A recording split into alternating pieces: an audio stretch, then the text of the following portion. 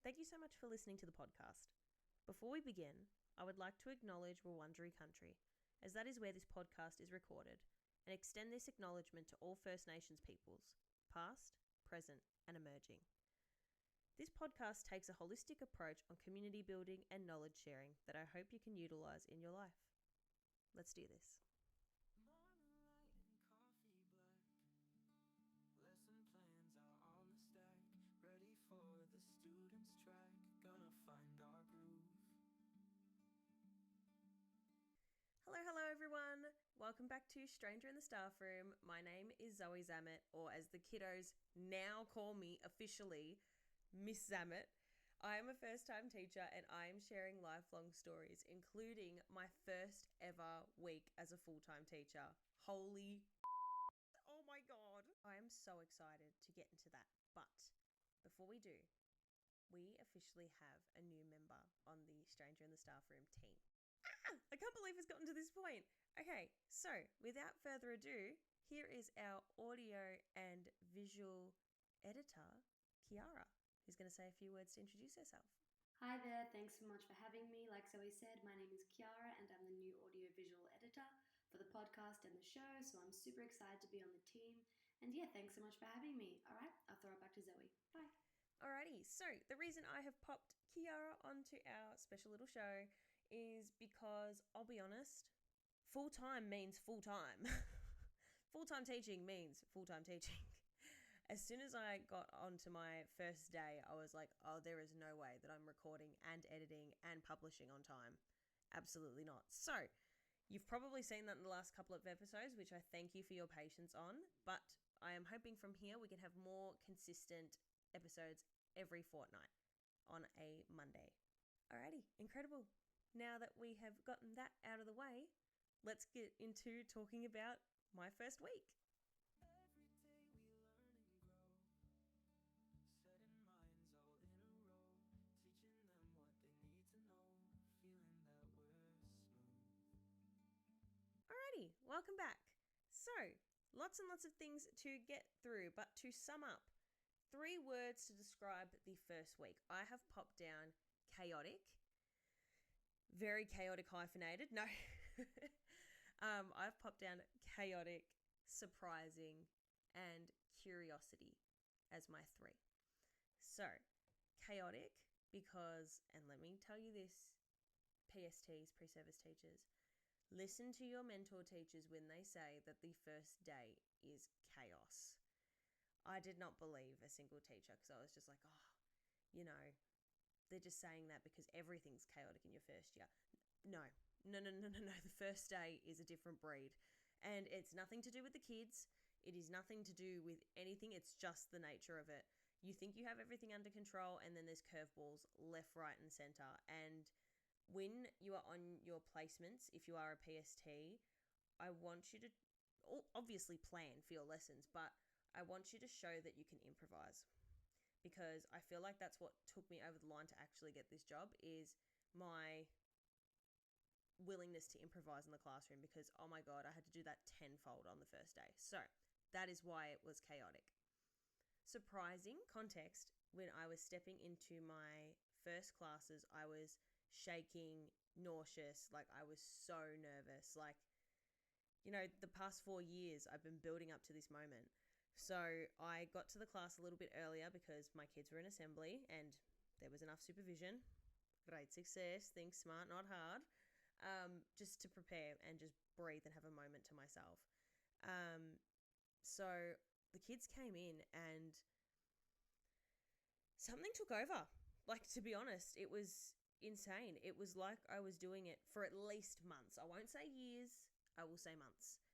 And it was amazing. Like, as soon as the kids left my first lesson, I was like, that was me. Like, I did that. Anyway, so that's why it was so surprising. I thought, like, I was like, open mind, these lessons are going to be that's okay because you have a lifetime to make them better.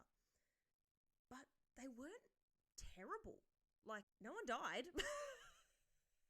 You know what I mean? So that's why it was surprising. And curious because I taught, you know, roughly 30 to 100 kids a day. And I don't know a single one of these students. I didn't teach them in my last placement because I only taught senior school, and these kids are all middle school and a little bit of senior. So I'm getting to know 120-ish kids. That is insane. As well as teachers' names and their last names. Holy who signed up for this? So I have to be very curious in getting to know my kids and having an open mind and, reminding myself this isn't like meeting a friend at a bar. This is, if you need to ask them for their name like 5 times, don't be ashamed about it. You've got hundreds of names to remember. So, those are my 3 words: chaotic, surprising, and filled with curiosity. So in previous episodes, I have told you that I am teaching 2 Year 8 English classes, a Year 7 English class, and a pre-VCE psychology class, which is 9s and 10s, but I have only got Year 9s. Don't ask me why the school's done that. They've split them up, but it's to prepare them to come together. I don't know. When there's a will, there's a way. Anyway, I thought I would tell you a little bit about each of those classes so you get a bit of a sneaky scoop without getting too confidential. So consider yourselves VIPs. Okay, so we'll go youngest to oldest. My Year 7 class, both my tutor group and my English class, they're both Year 7s, 2 different classes though. Absolute angels. Oh my goodness.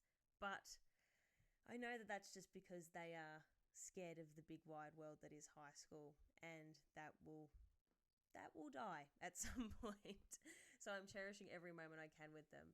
I'm very lucky because we are reading The Wanderings of Odysseus, which is an adaptation of the Odyssey, which is a very, very, very complicated piece of literature. And a lot of these kids have taken it like a duck to water. They're just like, yep, okay, this makes sense. Let's move on. Like, they're just sponges. They're still at the age where if you ask a question to the class, they want to contribute. Like, it's not like pulling teeth out.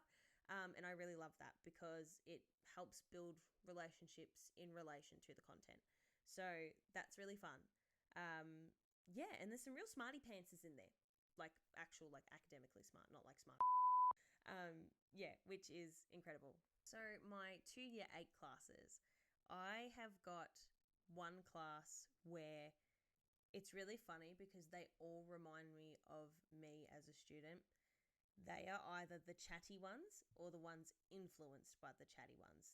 They're like every single group, which on my first lesson I found really challenging because I knew had to give consequences to like a kid or a small group of kids. What do you do when it's everyone? Like, I was able to pull them up, but upon reflection on that first lesson, it was because I wasn't confident on moving children, because that's our 3-step policy at our school. Give them a warning and then move them. And I wasn't ready to do that on their first day. But the recent lesson that just went, I did it. So they were really, really good. So I've asserted my dominance and they are showing respect. So I don't mind the chatter as long as the work gets done, and that's what they'll need to learn. My other Year 8 class, a lot of smarty pants is in there, and they are willing to contribute a lot, most of them.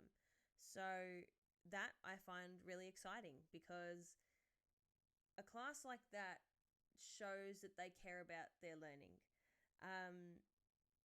It's so exciting. And I'm interested to get to know them more because I felt like I have gotten to know them the least. And I'm not sure why yet, but I'll get there.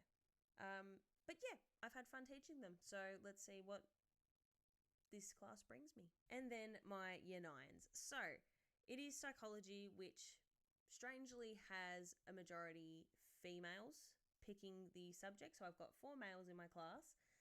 They are very quiet. Like, you can tell that if they weren't in that class, they would not be friends. Which I'm hoping to get them out of their shell because, need more male presence, I think, in psychology classes at least. The females in my class, they are awesome. They are very diverse. You've got ones that want to excel next year and do VCE as an accelerated subject, and you've got ones that are still on lesson one. But what I love about this class is that they are not afraid to tell me when they don't get it. And I wish more students were like that. Obviously, be respectful. That's one thing I like about senior school. If they don't get it, they'll let you know. Like, I was teaching at one point, and one of the girls was like, hang on, whoa, miss. Can you go back to that last point and explain that again? Because I'm lost. And I was like, thank you. Because I understand where middle school kids are coming from, but they're trying to please you. You are an authority figure. You are meant to please an authority figure. So there's a little bit more investigating that you need. So, yeah, the fact that these kids are willing to put their hand up and say, hey, what's going on? I love. So we should have some fun with that class. Alrighty, so before I continue, we'll go to a little bit of a break to refill your teas and coffees, or do whatever you do to refresh and relax. When we come back, I'm going to be talking about that first day a little bit more in detail, as well as my plans for the rest of the term in terms of my goals, which, if you haven't heard, have a look on episode 10, which explains my goals for 2025 as a teacher and as a human. So yeah, don't go anywhere. Laughter in the classroom halls, answering those curious calls, cheering when a student falls and gets back up anew. Through the highs and through the lows, Welcome back, everybody. Now, I was going to point this out earlier, but I was just so excited and needed to yap. If you're watching the visuals on YouTube, you will see the panda eye is insane. I'm currently recording this at 10 to 11 p.m. after a 6-on day, which, if you don't know what 6-on means, it means 6 periods of teaching out of 6 periods of teaching. It's been a big day, but I'm happy to end it on a yap, and then I can go to sleep, and this is like my auditory journal. So we will finish off by talking about the first day of school. So the reason, apart from it's the first day ever that I've taught and managed children, that it's so important to me, aside from that, is because I realised how young year 7s are. Like, I had a bit of a moment. So my tutor group, or my home group, whatever you call it, is year 7s, and my school that I work at is a prep to 12 school, but I think a little bit more than 50% of the kids are new to the school, which means that they have no idea where they're going, which this school is massive independent school, and the buildings have multi-levels, and it's just insane. Like, I had a hard time in high school getting through my single portables public school, you know what I mean? Let alone this. It's so scary, it's so daunting. They're just little babies. And even little things like, they might say, oh, miss, I've done what you've said on the lock. Will it unlock? Let's try. Let's try and find out. Which, because my placements were only done in senior school classes, that's insane. Like, the amount of patience that you need for these kids is insane. And it is nothing to do with the kids. It is the age that they're at, where they're seeking approval from an authority figure. Because if they're not doing it to you, they're doing it to their parents, they're doing it to their grandparents, you name it.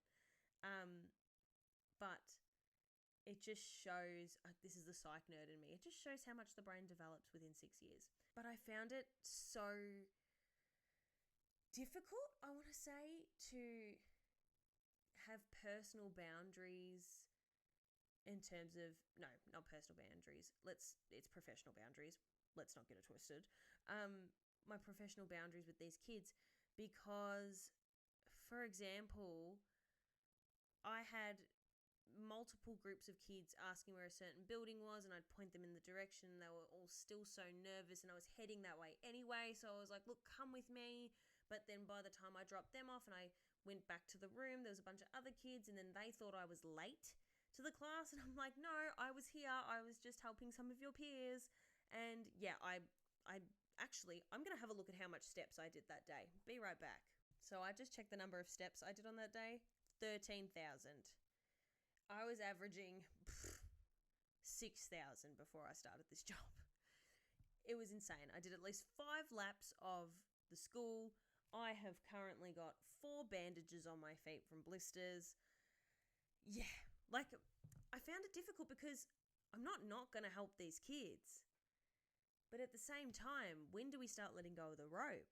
And I did write about this in my Teacher Detox Toolkit in the Have a Rant section. So sneaky plug, if you want to have rant sections specifically for teaching, use the link in the show notes to get yourself a Teacher Detox Toolkit now that the term started. That was a boundary I didn't know I had to meet.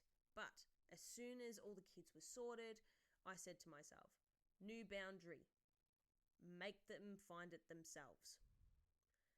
So I will point them in the direction, but after that, go. I'll say to them, if you get lost, ask someone else. Because a lot of kids have been doing that with me. It's doable, you know. Let's start doing it. Let's start asking people questions. We're not in primary school anymore. We're not being led by the teacher, and that's okay. That's okay. So, if you caught on the episode 10 about my goals for 2025, you'll know that my goals for my teaching world is to complete my 20 hours of professional development and do it in things I'm interested in, having a pretty teacher desk to motivate me to work, to have 500 collective members of the SITSR community, so Stranger in the Staff Room, shortened SITSR, and to just survive my first year. So how are we going in terms of term 1? First week, so far so good. My desk looks really boring considering how much things I got for Christmas, bought, you name it. The desks are so big that it looks like nothing. So it gave me an excuse to buy pretty things. So stay tuned for that one. In terms of my PD hours, my school every Wednesday will try to have some sort of PD session. So I feel like that's going to be achievable. I'm really excited for that. And in terms of surviving, I'm here. I may have panda eye, but I'm here. I may be collapsing straight into bed after this, but I'm here. And I haven't changed my mind about wanting to be a teacher for life. In terms of the SITSR community with 500 collective members, we have just hit 150 followers on Instagram, which I am so excited for and came as a complete surprise. So that's amazing. Thank you so much. On the podcast on Spotify, last time I checked, there are 30 followers of the podcast. You are all legends and VIPs, and if I could give you a hug myself, I would. And on YouTube, 10 subscribers. Again, you are the VIPs. You are here for the main reason. And then on our Facebook community, we have just under 100 followers, which I can't do maths quickly, so I'm going to do the maths quickly. Okay, I'm a book teacher and a brain teacher, not a numbers teacher. So that is roughly 280. So we are halfway, ladies and gentlemen, and everything in between. That's so exciting. And it's only January. What I need you to do now is, if you are not a part of any one of those ways to connect with the community, hit the link in our show notes and be a part of the journey. And that will help me towards my 2025 goals. Now, before I finish off this podcast for tonight, I am going to tell you all a horror story from my week. Oh my God, you're in for it. Okay, so the first official day was an excursion for the Year 7s as a bit of a get to know you day. So I've gone in detail about my first teaching days. So the first actual day was an excursion. So that was more looking after them, well-being and things like that. So to get them on and off their buses, I had to have the kids in alphabetical order, and then they were split in half. So first half would go into bus 1, and the other half would go into bus 2, which we were one of the only classes to do that. And rant moment, I love my tutor group partner. She is very, very sweet, but she only works part-time, totally fine. But they've paired her with a graduate teacher that has never taken a class on their own ever. And then she's going to look after these kids who she doesn't know them by name or face yet on an excursion. Whoa, that's a lot. Which I know teachers do on their own all the time. But when this school has a pairing system and that pairing system doesn't work for me in that moment, that, I don't know, it freaked me out. Anyway, so the bus there was fine. It took a while for me to get them in roll order because I was trying to hear out for their hears and presents and all that sort of stuff because they're all quiet and shy and it's a gym that's really loud. Anyway, got them on the buses. Cool. On the way back, oh my God. On the way back, I didn't have a second roll with me. They took the first roll, obviously for admin, before we headed on the bus. So I was a little bit lost. I had my kids neatly in a line, and then one of the year level coordinators come up to me and they were like, "How you going?" And I was like, I don't have a roll. And they were like, "That's fine. Use this one." They gave me one. Perfect. Let's start putting these kids in roll order. I am halfway through and there's 2 year level coordinators. The other year level coordinator calls over the speaker, "7G, you're all good to get on your buses. Away you go." And these kids start walking. Oh my gosh. So, for people who aren't teachers that are listening, you're probably thinking, what's the big deal? Heaven forbid, touch wood, something happens to that bus. They think certain kids are on it and they're not. And they think certain kids are not on it and they are. And that's on me. I am sprinting. I'm like, "All right, 7G, I'll just get you to wait here one moment while I finish off the roll." And in my head, I'm like, "Oh my God." You know that meme of SpongeBob in his head and it's all mini SpongeBobs and like the filing system's on fire? Yeah, that's how it felt. Oh my God. But I was able to split the kids in half myself and put them on bus 1 and bus 2 and then mark the roll from there. And then I was able to keep that note, pop it in an email to my year level coordinator and be like, "Hey, if you need this for safety reasons, you called my class too early. So here you go." And I actually got commended for that. I got told that I'm doing very good for my first week and that was very productive and organised of me. So I'm very happy that that horror story had a happy ending, but I was having visions. I was having visions of this bus doing a 360 nosedive and us not knowing who's on it. Ugh, and my first day. That's insane. So if that makes you feel any better, go for it. If you have any stories about your first days that you'd like to share, we have a funny students say forum, which you can pop your situation in and you could be featured on the podcast with me reading out that story. So use a link in my show notes for that one. Awesome. So that is all I've got to yap about for this week. In the coming weeks, I am hoping to get a focus episode of VIT out, which if you watched my last episode, you know that didn't go according to plan. Gotta love technology. But yeah, I'm hoping to get that re-recorded and as well as keeping you updated on the life of Miss Zammit. So without any further ado, Stranger in the Staff Room over and out. Vibes were in the air.